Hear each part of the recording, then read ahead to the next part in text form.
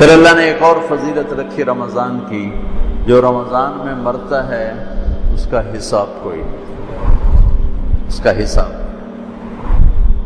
چل بھائی چھٹی کر۔ ایک آدمی کہنے لگا تو کیا رمضان کے بعد پھر شروع ہوتا ہے؟ میں نے کہا اللہ جیسا کریم شہنشاہ وہ ایسا نہیں ہے کہ ایک دفعہ معاف کر گیا کہ چل ہوں دوبارہ آ جائے۔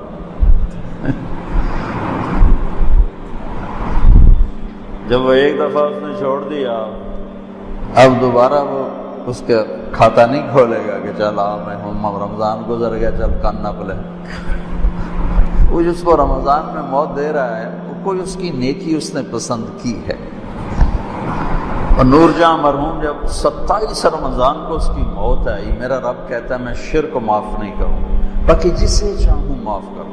میں اس کی صفائی نہیں پیش کرتا ہوں کہ وہ اس نے اچھی زندگی گزاری، اچھی زندگی نہیں گزاری، لیکن میں اللہ کی رحمت کو بیان کرتا ہوں کہ جو ہم اپنے آپ کو صرف جنتی سمجھتے ہیں، باقی سارے جہنم میں صرف میں ہی جنت جاؤں اور کیا نہیں جاؤں۔ لوگ کہنے لو جی وہ نور جہاں رمضان میں مر گئی، 27 رمضان کو مر گئی، میں کہوں اللہ تے مقدمہ کر دو بھئی یہ تو کی تھی۔ ارے بے وقوفو، میرا اللہ کہہ رہا ہے میں شرک معاف نہیں کروں گا، باقی جسے چاہوں معاف کروں۔ شہنشاہ ہے اللہ کی قسم، اس کا معاف کرنا بھی حق ہے، اس کا پکڑنا بھی حق ہے، اس کا دینا بھی حق ہے، اس کا لینا بھی حق ہے، اس کا مارنا بھی حق ہے، اس کا جلانا بھی حق ہے، اس کا اٹھانا بھی حق ہے، اس کا گرانا بھی حق ہے، اس کی عزت دینا بھی حق ہے، ذلیل کرنا بھی حق ہے، بیمار کرنا بھی حق ہے، صحت دینا بھی حق ہے، فتح دینا بھی حق ہے، شکست دینا بھی حق ہے، بلند کرنا بھی حق ہے اور پست کرنا بھی حق ہے۔ اس کا نام بھی حق ہے، اس کی شریعت حق ہے، اس کی جنت حق ہے، اس کی وحی حق ہے، اس کا محبوب حق ہے، اس کے سوا حق ہے کہاں؟ ہو جائے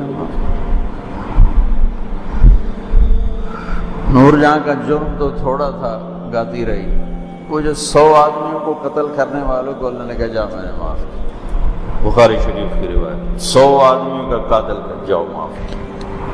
تو ایک رمضان کی اللہ نے دولت یہ رکھی ہے کہ اس میں مرنے والے کی اللہ تعالیٰ قبر کا حساب کو نہیں دو، اگلے حساب یہ اللہ معافی کر دے گا انشاءاللہ۔ تو بھائیو، رمضان کی تیاری میں ہے چند چیزیں جو رمضان کی رحمت کو روک لیتی ہیں۔ ایک شراب کی عادت رمضان کی رحمتوں کو روک دے گی، ایک ماں باپ کی نافرمانی رمضان کی رحمتوں کو روک دے گی، ایک رشتہ داروں سے لڑائی جھگڑے یہ رمضان کی رحمتوں کو روک دے گی، ایک دل میں نفرت پالنا کسی کی یہ رمضان کی رحمت کو روک دے گی۔ اتنا روکے گی کہ لیلۃ القدر میں ساری دنیا کے مسلمانوں کی اللہ بخشش فرماتے ہیں، لیکن اعلان کرتے ہیں شراب پینے والا معاف نہیں ہوگا جب تک توبہ نہ کرے، ماں باپ کا نافرمان معاف نہیں ہوگا جب تک توبہ نہ کرے، رشتہ داروں سے لڑنے والا معاف نہیں ہوگا جب تک ان سے صلح نہ کرے، دل میں نفرت رکھنے والا معاف نہیں ہوگا جب تک وہ اپنی نفرت کو صاف کرے، دل کو صاف نہ کرے۔ یہ رمضان کی تیاری کے لیے میں بہت تھکا ہوا تھا، لیکن شاید آج تراویح ہو یا کل ہو تو ضروری سمجھ کے بھائیو آپ سے بات کر رہا ہوں۔ اللہ مجھے بھی ہوش و سلامتی دے، میں بھی ان چیزوں میں ہمیشہ اپنے آپ کو شامل کر کے آپ سے بات کیا کرتا ہوں۔ تو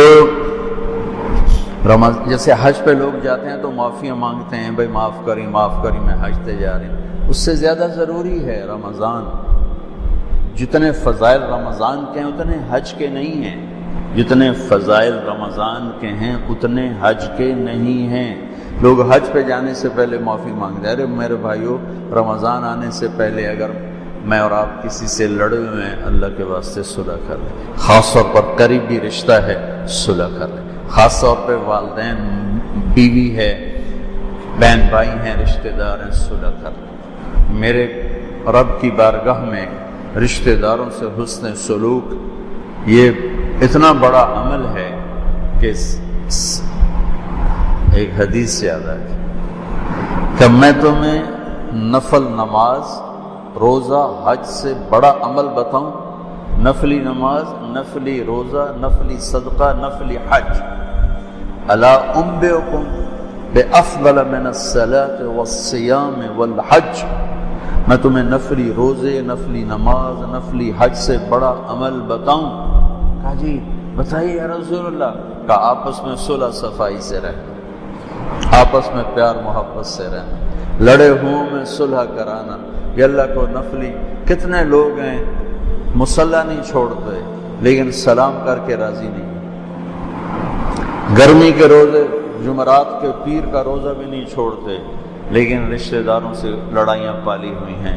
میرے بھائیو، میرے اللہ کو ہماری بندگی کی ضرورت کوئی نہیں ہے، وہ ہمیں اچھا انسان دیکھنا چاہتا ہے۔ اچھے انسان میں بندگی کا ایک بہت بڑا عمل ہے، اور اس سے بڑا عمل ہے لوگوں سے پیار محبت سے رہے۔ فرائض کی تو بات الگ ہے، فرائض تو فرائض ہیں، اس کو کوئی چیز نہیں پہنچ سکتی۔ نماز نہیں پڑھتا اور سب سے حسن سلوک کر رہا ہے تو یہ بھی کہ اللہ کے ہاں پسندیدہ نہیں ہے۔ تو ایک اعتدال کی بیلنس لائف اللہ نے ہمیں بتائی ہے۔ بھائی اور رمضان کی آمد ہے تو اللہ کے واسطے ماں باپ کو راضی کر لیں، اگر زندہ ہیں، ناراض چلے گئے تو ان پر پڑھ پڑھ کے اتنا کرو کہ ان کی خوشیاں تمہیں ان کی روحوں سے ملنا شروع ہو جائیں، اور لڑائی ہے تو صلح فرما لیں۔ میرے نبی نے فرمایا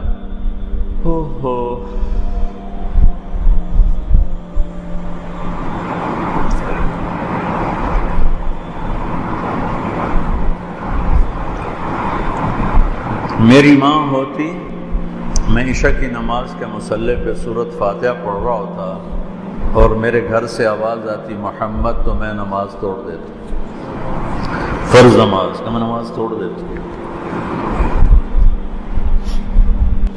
اور جب آخری رات ہوتی ہے تو اللہ تعالیٰ فرماتے ہیں میرے بندوں کے دن کے روزے اور رات کی نماز پر میں نے سب کی بخشش فرما دی۔ انطلقوا مغفورا لکم، جاؤ میں نے تمہیں معاف کیا، تمہارے سب اللہ تعالیٰ نے بخش دیے۔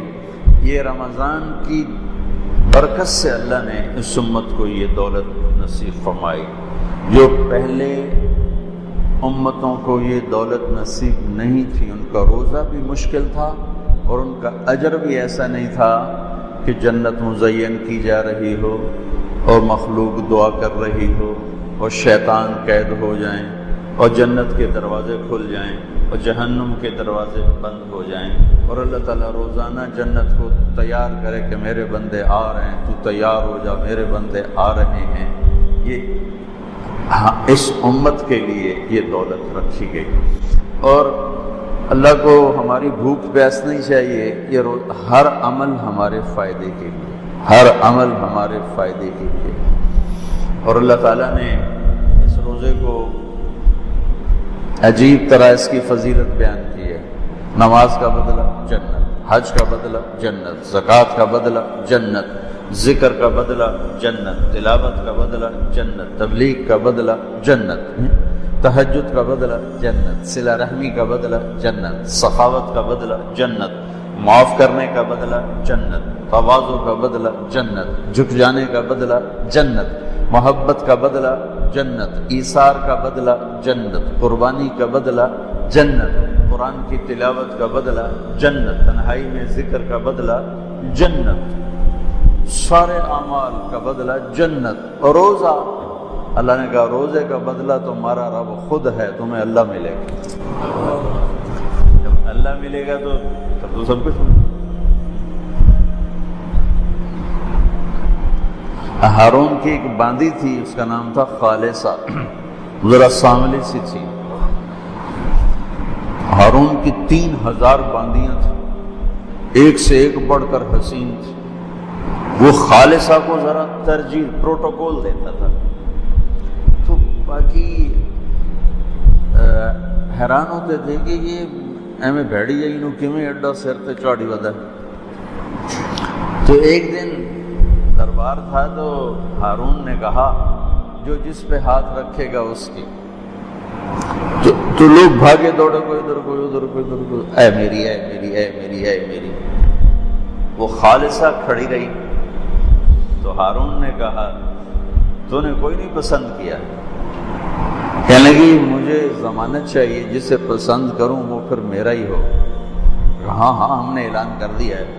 تو اس نے جا کے ہارون کے کندھے پہ ہاتھ رکھ دیا۔ انہوں نے کہا تو لب گیا تھا، ہر شے لب گئے تھے، کملے آن کوئی ایدے بجے کوئی ایدے بجے، جن تو لب ہے ہر شے لب گئی۔ تو میں اللہ پہ قربان جاؤں گا تو تم روزہ رکھو، میں تمہیں مل جاؤں گا، میں مل جاؤں گا۔ اگر اللہ مل گیا تو پیچھے کیا رہ گیا؟ ان وجدتنی وجدت کل شیء وان فتنی فاتک کل شیء وانا خیر لک من کل شیء۔ میرا بندہ میری طلب میں آ، میں ملوں گا تجھے سب ملے گا، میں نہ ملا کچھ نہ۔ اللہ کو پا کے اللہ کی قسم کچھ نہیں کھویا، اور اللہ کو کھو کے اللہ کی قسم کچھ نہیں پایا۔ ساری دھرتی سونے چاندی کی بن جائے اور تمہارے سامنے غلام ہو کر قدموں میں آ پڑے اور اللہ تم سے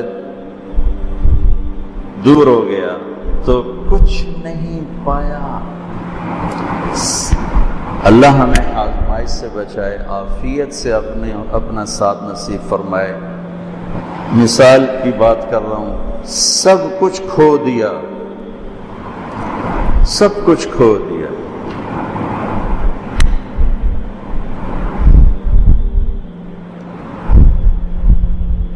اور اللہ کو پا لیا تو اللہ کی قسم کو گھاٹے کا سودا۔ میرے نبی کے نواسے نے اپنا سب کچھ کھو دیا، جان، مال، اولاد، نیزوں پہ سر چڑھ گئے۔ کبھی کسی نے یزید کو شاباش دی، شمر کو شاباش دی، سب کچھ کھویا پر اللہ کو پایا۔